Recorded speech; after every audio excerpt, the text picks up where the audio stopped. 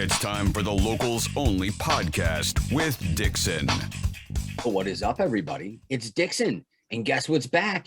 It's the Locals Only podcast, just in time for 315 Day. Yes, it's March 15th, and although we're not recording this on March 15th, we are celebrating 315 and all the things that make Central New York, Central New York. And I thought, what a better time to bring back the Locals Only podcast. We'll call this version 2.0.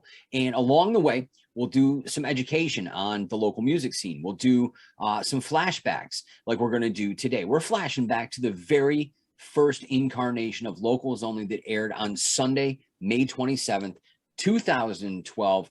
And who was there live in the studio with me? My best friend. Welcome, Charles Spataro. How are you, sir? Hi. And it has been a while since I have seen your face, and it is quite welcoming. Obviously, what we've been through the last couple of years, like you and I lived together for a good long time. When we didn't live together, we were seeing each other on a regular basis, and then a pandemic hit. And I feel like I've only seen you a couple of times, but it's great to have you here today. Thank you for doing this. Thanks for having me, buddy. It's good to see you. You as well. Now, for those that don't know, and he's wearing the hoodie, which was not planned, I swear to God. In 2012, Charles was playing in a band called the Afro Nips, a little two-piece vulgar noise pop band featuring Mike Watson, who you might remember from a band called Anorexic Beauty Queen. He's currently doing a thing called A Kid Called Danger, which is sort of a hip-hop project. And of course, he's got his toe dipped into a million things. Love Mike Watson.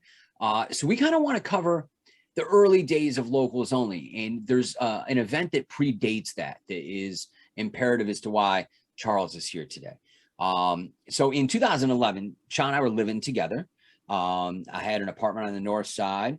I had recently gone through a breakup. Sean and I had become besties earlier that year, and you were in the process of moving from Oswego County to Syracuse. At the time, you were a tattoo artist. You were a drummer, and you know, it was one of those things. I'm a mentor. I always try to like take young up and coming people and give them a launching space. And man, the work you did in the band prior to the Afro Nips impressed me. And me seeing you working circles around your peers impressed me. And that's what made it possible for, you know, me to kind of take you under my wing. And you slept on my couch and got tormented by my cat. And, you know, we forged a lifelong bond. Like you were the best man in my wedding. I was the best man in your wedding. And a lot of people over the last 10 years, because we're celebrating 10 years of Locals Only come May, constantly thank me for Locals Only in the things that I do. And the thing is, and I've said this a bunch of times, and I want to go back over it now for any of you that weren't around in 2012, when, you know, we've told this story kind of endlessly, but I feel like it needs repeating again, just because there's a lot more eyes on the station now. So in 2011, I had a pretty catastrophic health issue. Again, Sean and I were roommates, and I thought I was going to die. I remember waking up on the bathroom floor in our sketchy north side apartment, after having passed out 2 or 3 times. And I texted and was like, yo, I don't know where you are, but I could really use a ride to the hospital right now. And next thing I know, my boy shows up in his pickup truck that had no brakes, drove me from the north side to St. Joe's, almost crashed into the hospital. And at that point, I was in and out for about 5 or 6 months. I had complete pancreatic failure. My gallbladder had died inside me. There were a lot of issues that came up because of the hospital, but that's a story for another day. So needless to say, during that time period, I wouldn't have been able to make it through any of that unless you were there handling stuff for me. Now go back to right before I had the health issue. Now, Joe D, our program director at 95X, who you can hear weekdays from 10 to 2, he's the voice of the workforce, had hit me up before I had gotten sick and said, hey, it's been a while since you were in radio. I'd love to have you come back and do some weekend shifts. And I kept putting it off, and I put it off, and I put it off. I had a bad experience my first time in radio. I wasn't really feeling it. And then I fell sick. And I can count on one hand the number of people that kept up with me during that time period. Of course, Charles was there daily, riding his bike from the north side up to the hospital to see me on a regular basis. One of those people that checked in with me a couple times a week was Joe D. Now, Joe and I only had forged a relationship way back in the mid to late 90s when he was the bass player in Eddie Current. We didn't really have a professional working arrangement. I had filled in the gaps when they were trying to do his inaugural Scream Fest with Belladonna and I Hate God that fell through at another venue. At the time, I was managing the Lost to Rise, and we reconnected there. I think that's probably where he got the idea to put me back on. So fast forward to just after Labor Day of 2011, my close circle of friends, including my ex, put together a benefit for me that was led by the gentleman you see on your screen right here. And it might not seem like a huge thing, right? But like, you got to remember, like, that pickup truck that he took me to the hospital in was no longer a thing. And you had, was it a BMX bike essentially? Yeah, it was a garbage bike. So you basically had like a garage sale bike that you were using to get around, and was going from basically the 7th North Street area of the North Side to all these businesses to pick up raffle prizes and all of these other things.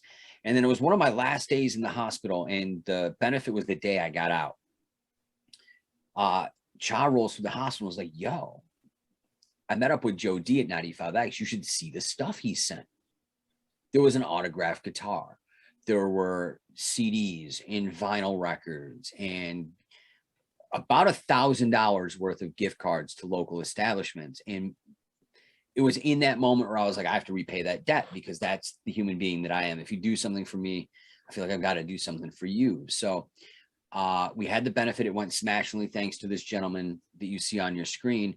And then once I got healthy in early 2012, Joe reached back out, and he still checked up with me. He didn't ditch me for those last 4 months of 2011. He was checking in, but I think he knew that I wasn't in a headspace to jump right into a radio gig. So it was January of 2012. He hit me up and was like, hey, I could really use a weekend person.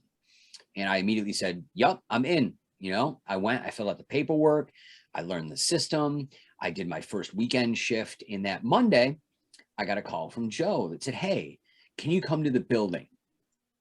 And that's never a good thing when the boss calls you after your first thing back and asks you to come to the building. In my head, I'm like, oh God, did I drop an F-bomb on the air? Did I make a client angry? I lost this gig already. I let down the dude that pretty much financially supported my benefit.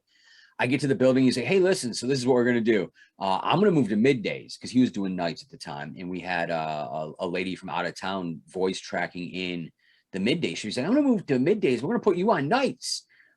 And in hindsight, he wasn't so much asking as he was just like, you signed the contract, bro, you're in now. Yep. So in that moment, I was like, okay, cool. Like, I can do that. But there's a caveat. If I'm going to do that, you have to give me 1 hour at some point during the week that I can play an hour's worth of local music. And the reason I say that is because Dave Frasina was a longtime employee of 95X, now at the rebelrocks.com. Dave had a long-standing local music show on 95X called Soundcheck that got canceled. So there was always a niche for it on X. And I felt like, who better to fill in that role than the dude that's on X now that has as strong a tie as Dave to the local music scene. And they said yes. So I didn't want to do it right away. I wanted to collect the music. I wanted to have an idea of how we wanted to present it. And I looked at Memorial Day weekend as a great way to launch it. I could get my feet wet. I could get my chops back up. And you and I were like conspirating the whole time. We would sit in the apartment until God knows what time in the morning, doing the things that we do, and just coming up with ideas. And it was honestly, like, I look back on that, and I love my life now. And I know you love your life right now too. But like, I look back very fondly on that time period, because like, for a long time, that was as creative as I had felt in a while, right? And who better to be collaborative with than somebody who you consider your best friend, because there's already a mind share there. So in the interim between all that, you and I moved into what I think we both at one time were referring to as the Pimp Pad. If you're all familiar with the 443 Social Club, it's an acoustic venue on Burnett Ave. The 3rd floor of that building is where Charles and I lived for a year. And man, was it way out of our means, right? Like, it was bamboo wood floors, granite countertops, Sub-Zero, 2 very nice bathrooms, Mhm. sprawling. Now, granted, there was no heat or internet really. No. But But I had you 2 know, sinks. he had 2 sinks. I had the what's it called? It's the master suite. So I had the bathroom in my bedroom, a closet which was as big as your bedroom. And in hindsight, I feel bad, man. It's okay. I had 2 bedrooms. That's true. You had 2 bedrooms, 2 sinks. Yeah. And we lived the life for a year, man. I loved that. And so I distinctly remember when it was time for us to do it. And maybe I'm like saying something that I shouldn't to break down what people think about radio. But if you know, you know, I wasn't there from 7 to midnight every night doing the show live because I worked in the office all day. I was also managing the Lost Horizon and playing in bands at the time. But when the show launched, it was on Thursday nights at 11 p.m. Which was another little nod to my good friend Bob Staffa, who you can hear nights on 95X. He had a show on a competing radio station in Syracuse way back in the day that aired on Thursdays at 11. So I was trying to pay homage to all the people that came before me with this, as well as trying to like super serve, which to me at the time in 2012 was such an amazing time period for our local music scene. So I remember getting ready for the show, and then I remember like getting ready at the house, right? Like I was putting my stuff together, and you were just kind of on the couch, and you just kind of, we didn't have couch. You were in a chair. We had 6 chairs, no couch. You were in one of the chairs. One of the chairs. And, you just kind of looked bummed out. And I was like, what's up, buddy? And he's like, well, you know, like I'm going to listen. And I was like, you know, you can come, like you can come with me. And it lit up, man. So like, we had so much fun with that first show. Like it just became our regular Thursday night thing. If there wasn't somewhere I had to be because there was a show in a club that I was either booking or running or bouncing, we were in that 95X studio together, sometimes with guests. One of my favorite nights was you, Adam Ast, and Mike Watson showing up and us just having like a dude party in the X studio and playing great jams. So do you remember some of those songs we played that first night? I'm going to say, do you remember the first song we played on the air for Locals Only? Because this is a trivia question I asked when I did the first Locals Only Fest to give away a free pair of tickets. No. I remember the last song. Yeah. I remember the last song, but I don't remember the first song. First song was Living Saints by Polar Bear Club. Okay, that makes sense. And I look back at 2012, man, and you know there was Black Throat Wind on that show. Oh, yeah. You know, there was some Onacon, The Burning River, and Cha alluded to that because that's what we closed with because their songs are so long. It had to go at the end of the hour. Yep. The Scarlet Ending was active at the time. Summer Cult was doing great things at the time. And man, like, I don't know if I ever told you this, but like there was a moment that night where like I did the break, I shut the mic off, and we were just kind of like vibing to the song 2 by Black Throat Wind. And we were both just in this great headspace. And I literally thought to myself, like, man, this is as happy as I have been. Like, this is as content as I have been. Like, this has been the most fulfilling thing I've done. And I got to share that with you, dude. Like, so thank you for everything that you did to me that led to the point where I got into 95X and also got into a space where I could kind of demand that we put local music on the air. But most of all, man, like, I can't thank you enough for the support that you've lent me over the course of our friendship, but also over the 10 years that I've been at 95X. Well, you're welcome.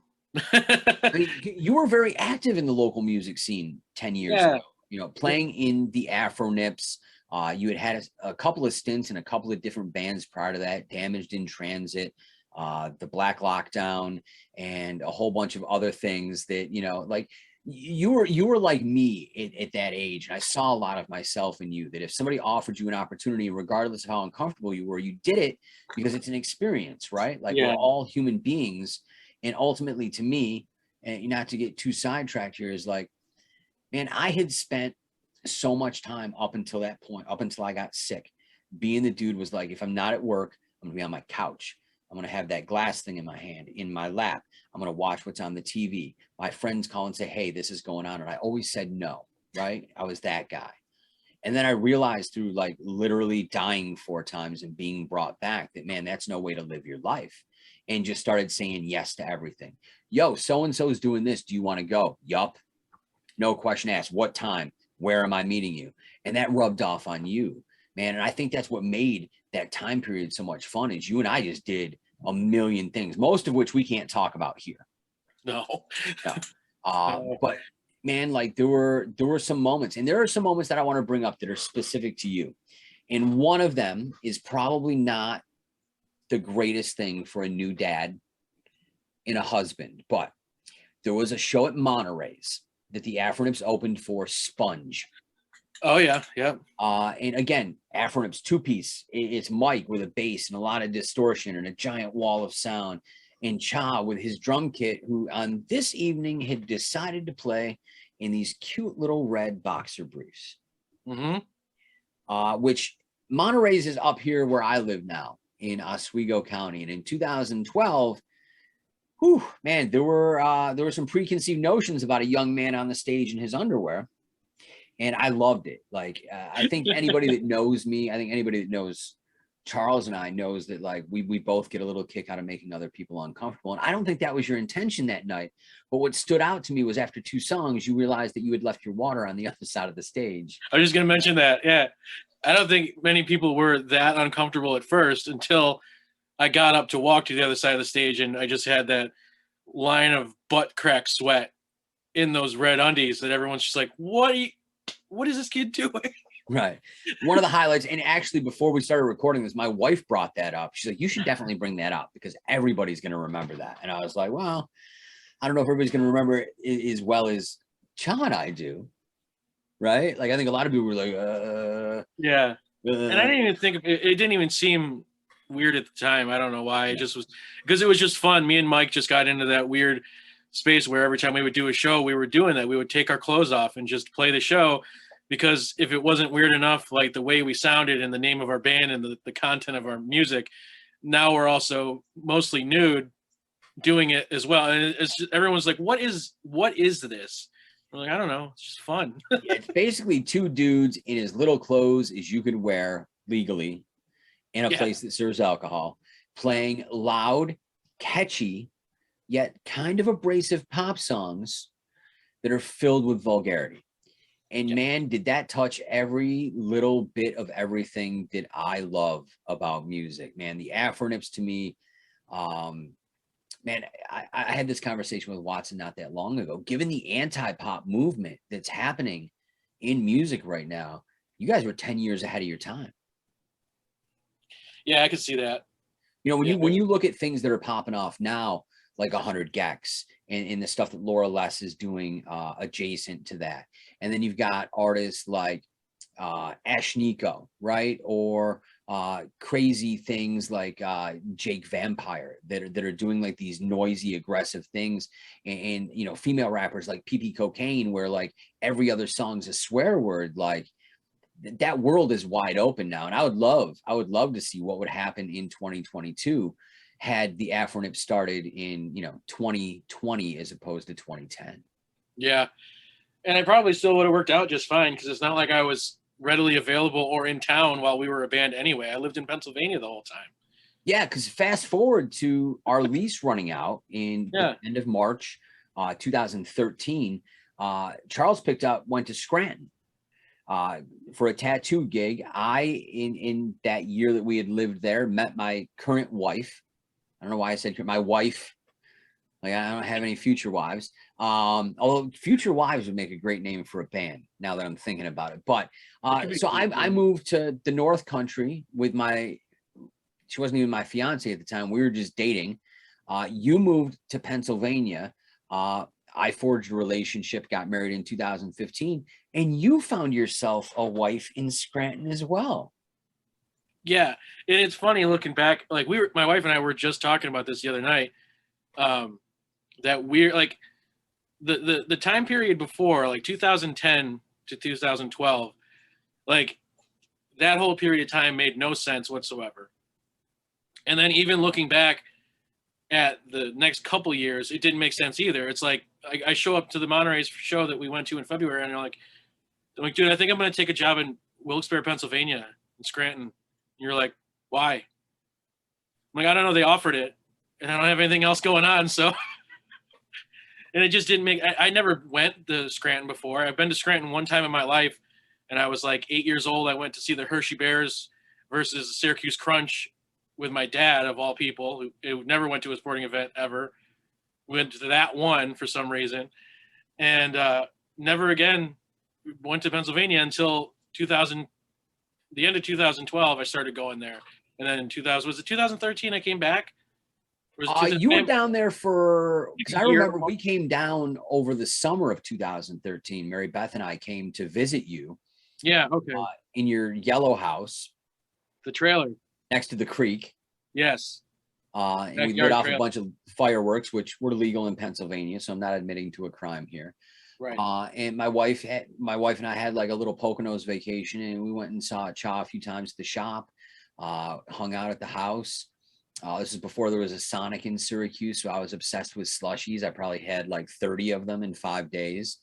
That was the first time I had Sonic too. Oh yeah, because you met us when we crossed the border and got right to Scranton. Yeah, I never had Sonic before. We go to Pennsylvania, and they're like, "Yeah, go to Sonic." It was right across the street from the shop I was working at. It was like right there. And dude, that was the first time I had ever seen a tattoo shop in a mall. Me too. It was the first time I'd ever seen it. And I believe they're still there, right?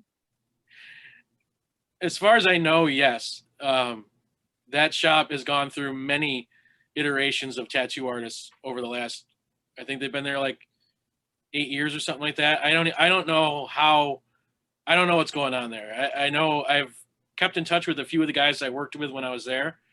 The guys that are there now, I don't know any of them. I don't hear great things, so probably. But yeah, I always look back on that. Sarah and I, we always talk about that summer that we had in Pennsylvania, and like the people that we met there. They were just like, we had this friend Thomas who lived in our driveway in a van. Him and his girlfriend who was like living in the van with them, and their dog who also lived in the van. They just like parked it in our driveway and stayed there for like 2 months. And our landlord who lived in the house in front of our house came to us one day, and they're like, "You guys can't let someone live in your driveway." And we're like, "Why?" They're like, "Because you can't. Like, they live in your, that's our driveway. It's not yours." And we're like, "Yeah, okay." But like, they're still some of our closest friends. You know, we talk to them still. And the guys that worked at that shop for like a month at a time. And, you know, there's a dude from like Chile that we still talk to every once in a while. He's a little bit disconnected now, but that's okay. But yeah, it just, again, like I was saying a minute ago, like it didn't make any sense. Like I'm living in Pennsylvania, and now like I was living with Sarah, and now we're married, and now we have a kid. And it like, if you just wrote it all down, you're like, that's the craziest thing ever. You know what I mean? But it makes the most sense. It fits together perfectly for me, at least. And like, I don't know, it just seems weird looking back at like, you and I lived together for a period of time, and the things we were doing were just so wacky. But, you know, it's like you said, like, you know, as much as, you know, I was there to support you during, you know, your health stuff and everything, like I wouldn't have even been in Syracuse if it weren't for you supporting me getting to Syracuse, you know? So it was like a weird, it was almost like, you know, how like two friends, like they go to college together, and like you guys are going to school and you're trying to become lawyers, and like you're studying together, and you're hitting the books together, and you know you get to the graduation, and it's like all the hard work. It was like, that's kind of like what we were doing there. Like we it wasn't lawyer, but like we were doing other things, and we were there to support each other constantly. And it was like, out of like everybody we knew, it didn't matter what thoughts we had. You and I were always on board with each other's plans, even if it was the dumbest thing you've ever heard. It was like, okay, well, I got your back, so we're going to at least try the best we can, even though everybody else thinks this is dumb. Yeah, You know? I mean, and again, it goes back to that having an open mind and just trying a million things to find out where your niche is. I mean, you're looking at a dude that has, over the course of time, worked in kitchens, worked retail. I've managed places. I've been in bands. I've managed bands. I've tour managed bands. I've put on festivals. I've run nightclubs. I was in professional wrestling for a decade and a half. I've done 2 stints in radio. I'm now, you know, dipping a toe into this digital world. I've done a little bit of everything along the way. And over the arc of our decade plus friendship, you've done that as well. Tattoo artist, musician, You had your own antique shop for a while. You've owned your own tattoo shop for a while. You've gone back to school, and Charles was the producer of the first two locals only year-end holiday celebration videos that you can still watch on YouTube on the 95X channel. You've designed t-shirts for us in the past for our festivals and helped me put together artwork for concerts. I mean, it's this synergist thing, but it's also that thing where, like, I think in the modern day, you have to have a varied skill set if you're going to succeed, because ultimately not everything is going to work. So you've got to have something to fall back on. And the fact that you're still, you know, in the education process now with an attempt to better yourself, better your life for your family, for your newborn son is, you know, I don't have enough nice things to say about that, man. Like I said it in my best man speech at your wedding. If there is anybody on this earth that is going to come to me with the most outlandish idea where I immediately just go, yeah, okay, typically, like when this dude comes to me and goes, hey, listen, like I'm going to go back to school, right? And I'm going to get my degree and I'm going to be like a graphic designer and do video stuff. Cool. But then when you decided to switch gears and go in the direction you're going, like anybody else I know that would have done that, I'd have been like, maybe you should lean into, right? Yeah. Because Yeah. in my experience, every single thing that you've decided that you wanted to do, that you attempted to do, you've done. And you haven't just done it to do it. You've done it because you have the determination and that work ethic to do it. And no matter how hard it was, I saw you struggle with the tattoo shop. I saw you struggle with relics, but you still put your nose down and you did it until it proved that you couldn't do it anymore, but you had already formulated a backup plan. And I like to think that that's the thing that I instilled in you is that, yo, like do whatever you want to do, but always have something to fall back on. Like I did that with managing the Lost Horizon. Like it was one of those things where I was 50-50, 95X Lost Horizon. Like I needed both things to pay the outrageous rent in the pimp pad. Dude, so you know how long it took. I moved to Pennsylvania and then I was living in Liverpool when I came back, right? It was like 4 months into living at Liverpool where I had finally paid off the electric bill that I built up from living in the pimp pad. Dude, it was so like we were splitting the electric bill, but you were paying your half and that was all the electric bill was getting paid. Well, and let's be honest, most times I think you were using that money to like survive too sometimes, I think. Sometimes, yeah. Yeah. I remember we tried to, when we were moving, we were putting the electric in my name and they were like, all right, but you owe us like $800. And I'm like, all right, well, let's do like a payment plan. And they're like, no. I was like, but that's not a thing. You don't do that. And they're like, no, you pay us $800. And I was like, all right, I'm gonna have to call you back. I gotta think this over. I can get a generator for a lot less than $800, National Grid. I know, because I remember they called me and they were asking me all these questions. They're like, do you have anybody in the home that depends on life support? I was like, no. They're like, any children? I was like, no. And then I realized what they were doing. I'm like, wait a minute. Can I change these answers? And they're like, no. I'm like, don't shut off my electricity, please. I mean, it was rough, man. That apartment was glorious, but it also was just like very heat inefficient. I remember that winter vividly. Oh, it was awful. Because like we both had two space heaters each in our respective bedrooms, right? And then like it still wasn't warm because it was an enormous apartment. We're talking like vaulted ceilings, 3rd floor of an inner city brownstone. So we've got 13, 14-foot ceilings, giant open spaces. Your room was way worse than mine, though. Yeah, I mean, I was on the front half of the building. I mean, yeah, the heat just didn't quite make it to my room.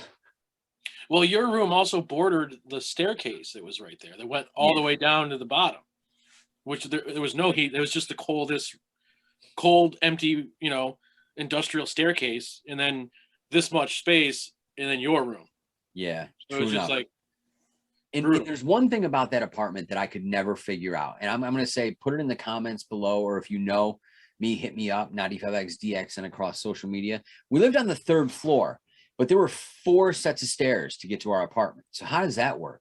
You had to go up 4 flights of stairs to get to the 3rd floor. I've never in my life been able to figure that out. It was bad design. You know what always bothered me about that place too? It didn't really bother me. It was kind of funny. Because I felt a little safer in there, but also a little less. It was very like unnerving, but also very safe. Was that there was no door handles on the doors leading into the building. Right. There was like a keyhole for a lock and a key, and you turned it, and that's how you open the door. And when it's shut behind you, that shit was locked. Yeah. You know what I mean? My favorite thing about that apartment, bro, was we had been living there, I think probably 2-3 months at that point. And we had never really explored the back staircase. So we discovered that there was like a fire escape exit in a back set of stairs. And when we found the door and there was a bullet hole in the glass, I remember that being a very unnerving moment of like, do you think this was here before we moved in? Or do you think this has happened since we've been here? Well, yeah. And the worst part was realizing that it wasn't just a hole. You're like, no, this is from a bullet for sure. Like this isn't just it's cracked. This is a hole with spider web. That's from a bullet for sure. Yeah, that was something. That place was great. But I think we've both moved on tremendously in the interim. Charles currently manager at the Syracuse Antiques Exchange on Salina Street. Obviously, you know, I'm doing the 95X thing and, you know, talking to all your favorite artists and standout individuals in our community here in the digital space. Congratulations on camera. I've said it a million times, but new dad right here. Like, so excited to see how the kid turns out, man. Like, I'm so excited because like you and your wife have such distinct personalities, right? Like where you two fit together perfectly. So I can only imagine how dope this kid's going to be once he gets to the point where he's like walking and talking and, you know, forming a personality. I think he's going to be the dopest little kid ever. Yeah. I mean, I wouldn't even know how to begin explaining it now, but he really is the coolest kid ever already, you know, like even though he doesn't even know how to vocalize laughter yet, but he's like the funniest little dude ever. Honestly, this is gross, but it's funny. Like the sound of his poop when he poops his pants, it's the funniest sound on earth. It is so humorous. It's like he's joking, you know? And like there's a difference between when he farts and when he poops. And like you hear, he farted the other day. I put him in his little chair.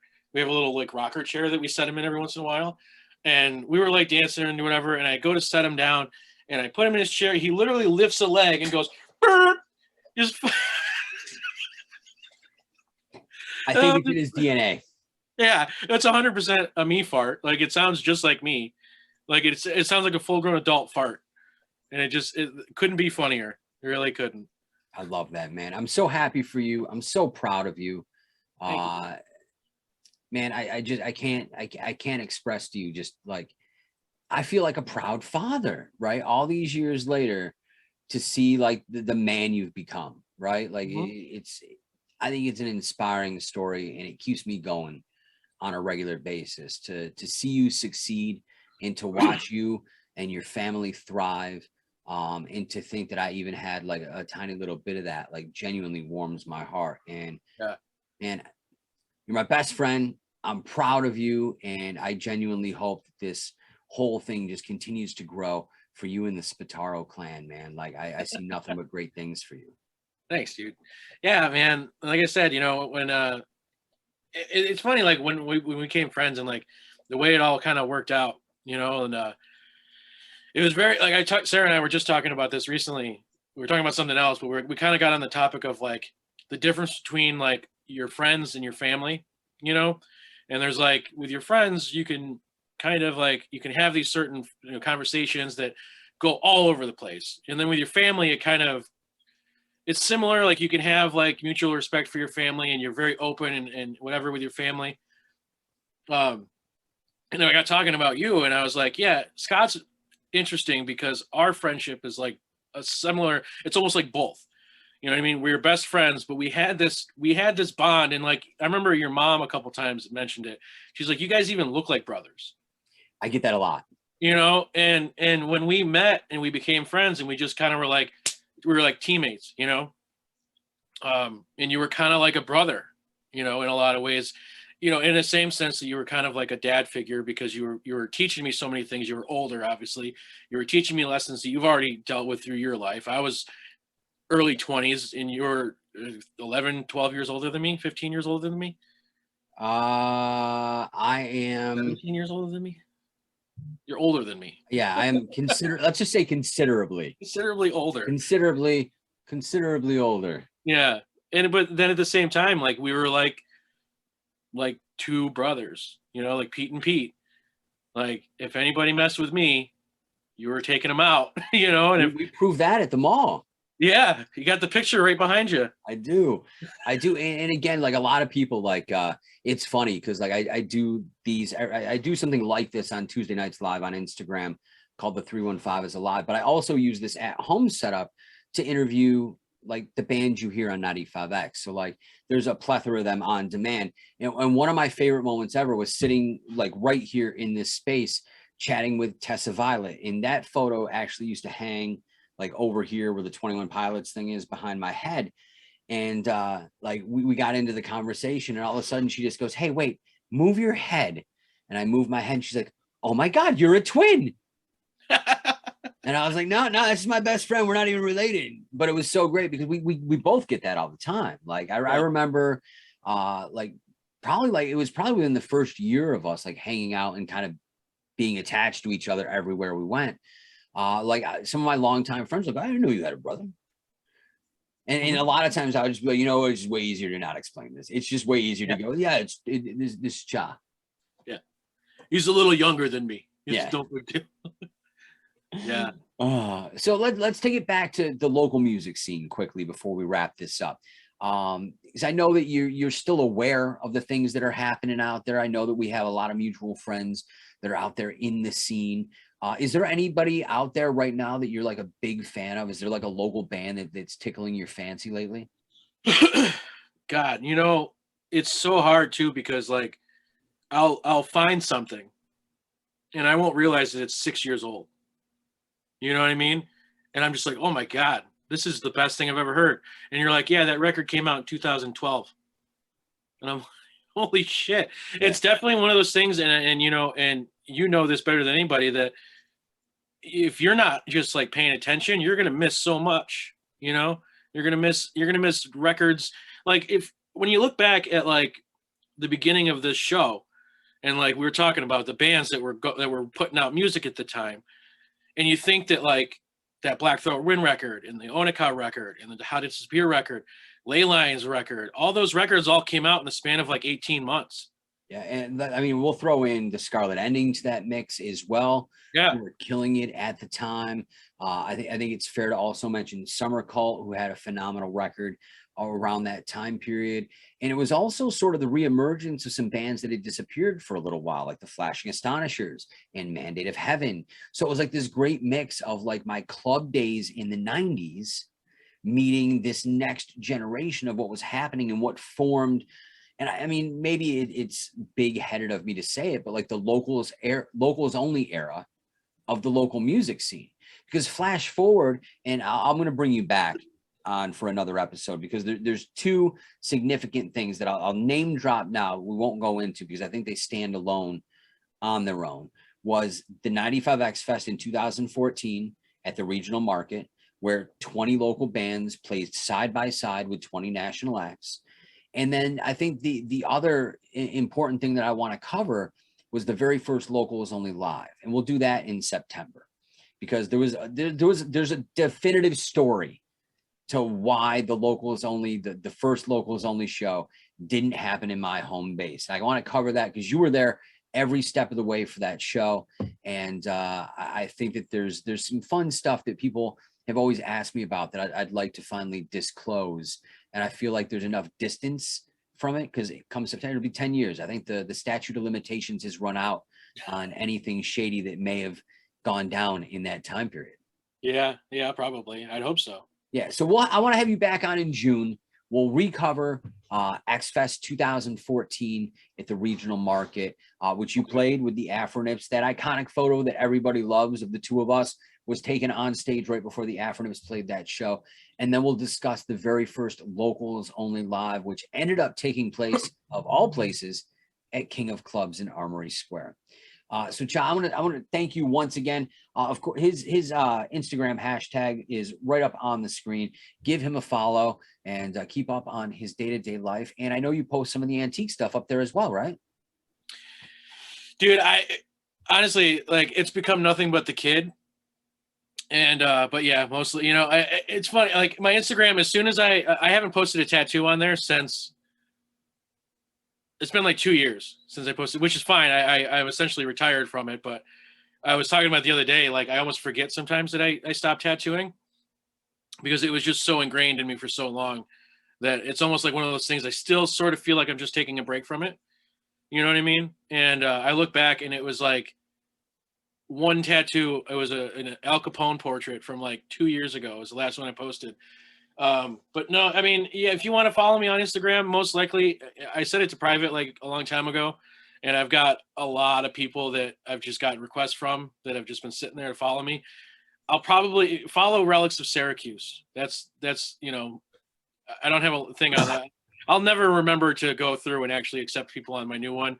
I don't know why. I don't use it so much for social media as much as I just use it for watching handfuls of stories, and then I watch your live streams and stuff like that. And which, I don't mean to drag this on, but I wanted to mention this because it's one of those things that, like, I really like. I think you deserve a lot of credit for. And I know you don't like taking credit for things, but when COVID happened and it like shut down everything, and I watched you carve your way through this Instagram live interview thing from literally not, you were talking to me on election night one night where I was just sitting on my couch doing the things I do, and for like 15 minutes we were just talking about nothing. And then but you kept doing it every Tuesday. You're coming on live, doing Instagram live with somebody from the music scene. And then like one day I'm on here and you're interviewing the dude from Manchester Orchestra and he's singing you songs and stuff like that. And I just wanted, like, you deserve all the credit for that, man, because you kept doing that. And that's honestly, that's one of the things you taught me the most. And it's, it is like having backup plans, but one of the things you really taught me the most is that, I'm a dude, I came from Hannibal, right? Nobody even knows what I mean when I say that. But Hannibal is nowhere, up in the middle of nothing. And I started coming to these shows and you started booking my band because I was doing the work consistently. And it taught me that that's how you get shit done. Should I say that? Can I say? Oh, that's fine, man. That's how you get these things done. It doesn't matter if you come from Hannibal, or if you come from Redfield, or from wherever. If you're showing up to where the bands are playing and you're telling them about your band, you're going to get on the shows. And then you're going to get to open for bands like Story of the Year that you grew up listening to, even though you're just some dude from Hannibal with a bunch of other dudes from Hannibal that don't know anybody in Syracuse. But that's what that taught me, is that keep trying, keep working. As cliche as it can sound, that's the only way to make it happen. Especially if you think that you come from a place where you're not granted opportunities because they're not there. It doesn't matter. You still have to work hard, put in the effort. You can be from in here in Syracuse and live right next to the station. But if you think you're just going to like toss the record on the doorstep and it's going to get played, it's not, you know? And you raise a great point, man. I mean, in our stories are similar because I'm a Southwest side of Syracuse kid, right? I was a latchkey kid. I essentially raised myself from the age of 8. I got emancipated in my teens.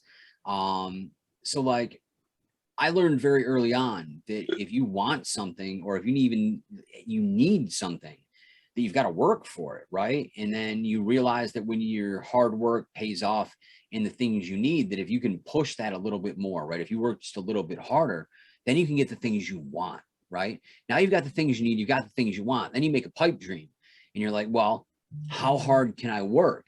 And then you work as hard as you possibly can. And then some of those dreams start coming true, right? Like, yeah. So for me, like, if I can come from where I came from and succeed, and you can come from where you come from and succeed, then anybody can. And I get it. Like there's always things that are going to stand in the way. And I know that there are you know, without diving in too deep to it, I get it. There are obstacles in some people's lives, right? Like mental health, that conversation has started, and thanks to COVID, it's a regular conversation now, as opposed to like this niche thing. And I think that's one of the good things that has come out of this pandemic, is the fact that we are now able to openly and publicly discuss our mental health. Yeah. Right. So like, everything, regardless of how bad it seems at the time, is just one more thing to teach you how best to move forward. Mm-hmm. And if you take everything in your life on as, hey man, like this thing happened and it sucked, but what can I take away from it to learn so that it doesn't happen again? And granted, we're never going to be able to do anything that'll prevent a pandemic from happening. But I tell this to every young person that I deal with on a regular basis, is don't be afraid to fail. Because to me, failure is tantamount to being successful. Because not everything you do, no matter who you are, you can be Elon Musk. Every once in a while, you're going to do something that doesn't work, that totally bombs. But what you can take away from that failure is how not to do it again. Hey, I did this thing. It didn't work. Okay, how can I change it just enough to try and get it to work?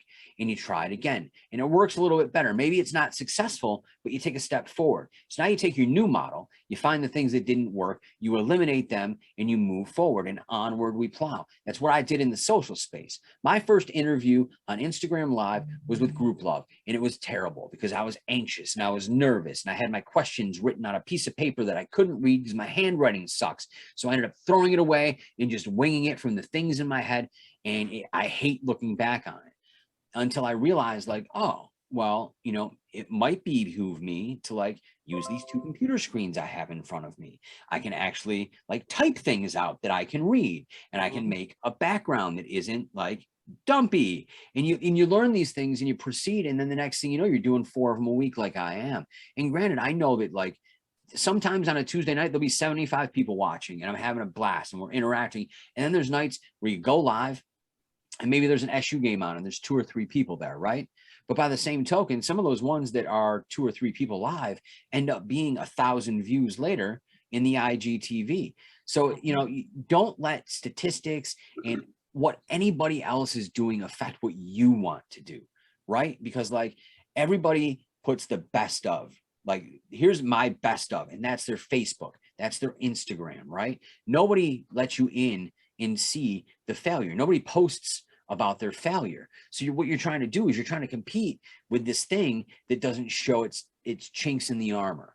So like, just live your life, right? And stop worrying about what these other people are doing. Concentrate on you, look inward, and work hard, and you'll get to where you want to be. You're proof positive of that. You're still molding yourself into what you will end up being. I'm doing it every day. And if we're all conscious enough to do those little things to improve ourselves just a tiny little bit every day, then we're all going to succeed. 1% daily. Exactly. You know? Well, sir, I appreciate you so much. I can't thank you enough. Congratulations again on the birth of your first child. Please give my love to your wonderful wife, Sarah. And we'll catch up again in June to discuss 95X Fest 2014. We'll do another session in September as we approach the 1 year or the 10-year, the 10-year anniversary of Locals Only Live. Everybody, this is Charles Spataro at Relics of Syracuse. You'll see it on the screen. Give them a follow. Sir, hopefully I will see you in person very, very soon. Soon. We just started getting comfortable with the kid, taking him out, and now that the weather's breaking, it's getting a lot easier. So that was a learning curve in itself, just putting the damn stroller in the car, you know. But we wanna start getting out more often now that the weather's breaking and we can do whatever we want. And we're gonna come see you soon. You know, we're always down. Thank you again for doing this. We'll be back every single Tuesday for eternity, or until they tell me I can't do it anymore, with the Locals Only podcast, which you can also check out at 95x.com, on Omni, or wherever you get your podcasts from. We'll see you next Tuesday.